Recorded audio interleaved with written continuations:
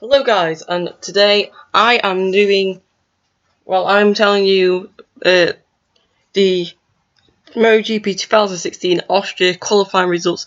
The first qualifying session at Austria for MotoGP since 1997. Weirdly enough, Rossi was in that as well in the 125 series. Anyway, let's get to the qualifying results. So in first place with a 123.142 is Andrea Iannone. Second place with a 123.289 is Valentino Rossi. In third place is Andrea Dovizioso with a 123.298. 9 thousandths of a second separated Rossi and Dovizioso. But it's an all Italian front row. Right, so second row. Jorge Lorenzo with a 123.361. Fifth place after dislocated collarbone, dislocated his shoulder in FP3, at turn 3. We have Marc Marquez with a 123.475. In sixth, we have Maverick Vinales with a 123.584. Third place with third row, seventh place, Cal Crutchlow with a 123.597. There's only 13 thousandths of a second separating them. In eighth place, we've got Scott Redding with a 123.777. In ninth place, we got Alicia Spagro with a 123.813. Fourth row, we got Hector Barbera, who was in 10th with a 123.822. Then we've got Eugene Laverty in 11th with a 124.218. But in Q1 he did a 123.9, I believe.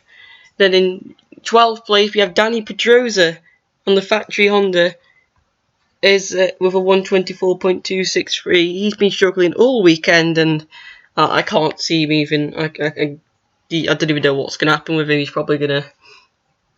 You never know, he might win. You know that anything could happen. He might have a secret. He might have something up his sleeve, like Yamaha and Rossi always do. But God knows. So anyway, now fifth row, we have Hector Barbera. No, sorry, we have Danilo Petrucci with a 124.123. Then we have 14th, we have Bradley Smith with a 124.126. 3 thousandths of a second. My God. 50th, we have Paulo Spagro with a 124.265. In 6th row, in 16th, we've got Johnny Hernandez with a 124.472. In 17th, we've got Michele Perro with a 124.593. In 18th, we've got Tito Rabat with a 124.665. On the 7th row, we've got in 19th, Alvaro Bautista with a 124.673. In 20th, we've got Jack Miller with a 124.852. In 21st, we've got Stefan Bradl with a 124.895. And in last position on the 8th row, the only person on the 8th row, Laurie Spars in 22nd with a 125.192. So, I would say that this was definitely one of the best qualifying sessions of the year, without a doubt. It was a very, very close in both sessions. Q1, it was changing between Laverty, Petrucci, Crutchlow, Hernandez at one point. It was just going continuously, changing. First place and second. Basically, it was just improvements everywhere. Then the Q2, it looked like the Ducatis were going to get 1-2. They were going to clear off. Then Jorge Lorenzo sets a stormer, but then the Ducatis fight back. Then Lorenzo fights back with his 123.3. But then out of nowhere, Dovi sets a 123.2. It looks like he's going to get pole position after Iannone cannot do it. And Rossi looked like he could do it, but then he didn't. But then on the last laps, everyone did. Rossi came out of nowhere, and he was orange into the third sector, and somehow managed to gain a tenth and a half to get pole until about 3 seconds later, you know, and he smashes him by over a tenth. But the Ducatis seem to be miles ahead of everyone, but looks like Yamaha, looks like all the bikes have caught up to Ducati. Well, in terms of qualifying, but race pace is pretty questionable. What will happen in the race? My normally my colleague for this my partner who does it with me in this sort of thing, he's actually on holiday, so there's no prediction things because he can't predict, and I don't think he knows about this. He might do, I have no idea.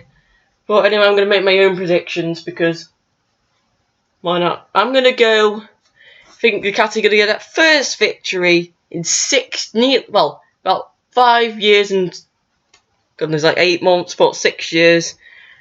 And I'm going to go with Andrea Iannone for the win.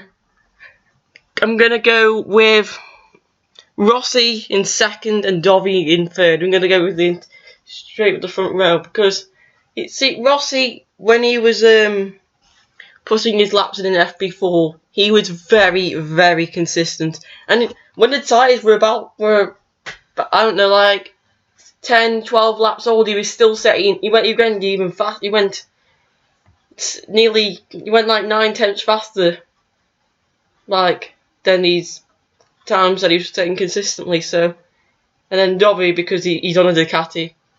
Marquez, I think he will be up there at the start, but then he'll just start dropping because of his shoulder. But yeah, this isn't gonna go to anything. I'm just guessing.